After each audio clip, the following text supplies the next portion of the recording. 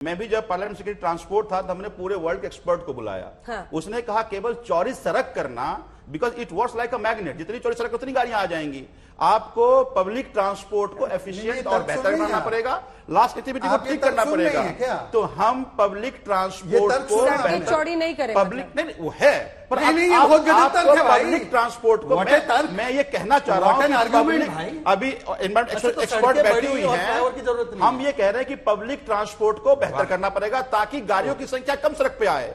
आपको private vehicles को रोकना पड़ेगा। हाँ। उसके लिए पब्लिक ट्रांसपोर्ट आपको बेहतर करना पड़ेगा। हाँ। और वही हम लगातार पब्लिक ट्रांसपोर्ट की संख्या को बढ़ा रहे हैं। कितने साल हो गए सर आपकी सरकार में? कर रहे हैं। दिल्ली में कितने साल हो गए सरकार में? बताइए फिर। अब अभी भी आप यही कह रहे हैं कि अभी करना है। एक बात बताइए कि हर साल 1993 से लेकर के 2013 तक बसों की संख्या 4500, आज हम 7 साल में पहुंच गए 7300 पे, और हम कह रहे हैं कि 1.5 साल में पहुंच जाएंगे 11,000 पे। वो टारगेट सेट कर रहे हैं। एक सेकंड शहजाद जी, वो टारगेट खुद ही सेट कर रहे हैं। एक सेकंड कृपया इनके झूठ यहाँ पे पूर्व ट्रांसपोर्ट मंत्री बैठे हैं।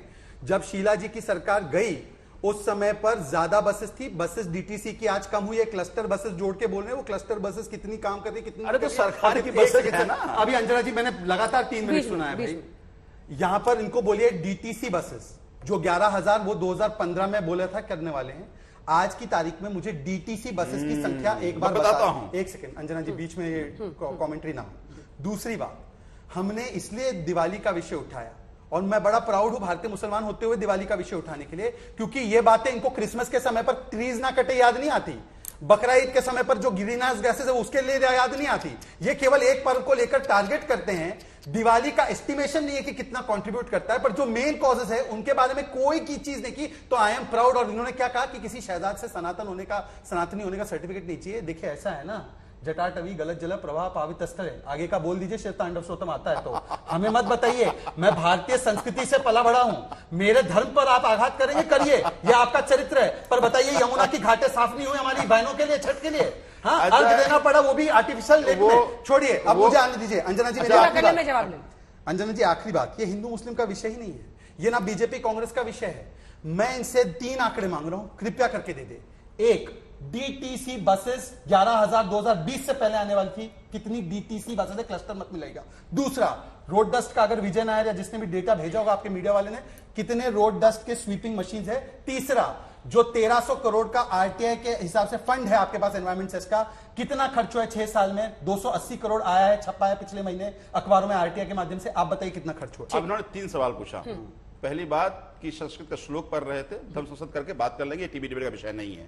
दूसरे ने कहा कि डीटीसी को बोलिएगा मत, डीटीसी कितने हैं। अब देखिए कितनी अच्छी बात है, कहता आप क्लस्टर नहीं, डीटीसी नहीं लाए। डीटीसी क्यों नहीं आया? प्रॉमिस क्या था? इन्होंने सीबीआई की इंक्वायरी बैठा दी कि आप बस की परचेज नहीं कर सकते। सुन लो, बस की परचेज नहीं कर सकते।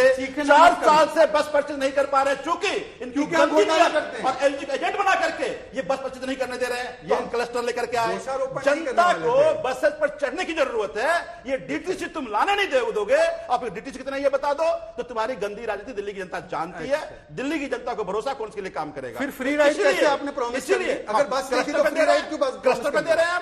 उसी क्लस्टर बसेस पर हम सारे फ्री राइड, सारे बेनिफिट दे रहे हैं जो डीटीसी पर देते हैं, क्योंकि आप खरीदने दे रहे। दूसरी बात, तीसरी बात, डीटीसी बसेस खरीदने नहीं दे रही सरकार। डीटीसी बसेस पर इन्होंने सीबीआई की इंक्वायरी बैठा दी, क्योंकि उसमें क्या बैठा दी तो परचेज नहीं हो रहा। पिछले 5 साल से परचेज नहीं हो पा रहा है। और लगातार टेंडर करते जा रहे हैं और ये इंक्वायरी बैठाते जा रहे हैं। हमने क्लस्टर लिया, क्लस्टर के जरिए दिल्ली की जनता को हम बसेस दे रहे हैं। एक सवाल बार बार कह रहा हूं, इनकी पूरी एफर्ट है कि सर इनको मतलब दिल्ली की जनता से नहीं है। ठीक है, दिल्ली की जनता को डीटीसी की वजह से क्या दिल्ली की जनता से आप बदला ले रहे हैं कि आपको बीजेपी को नहीं जिताया? मैंने आपको कितने एक्सप्रेसवे, पेरिफेरल एक्सप्रेसवे सारे गिनवाए। अगर दिल्ली की जनता से बदला ले रहे होते तो ये सब क्यों बनवाते, मेट्रो क्यों देते? पर मैं आपसे पूछता हूं, अगर एक सेकंड प्लीज अंजना जी, बोल लें दीजिए।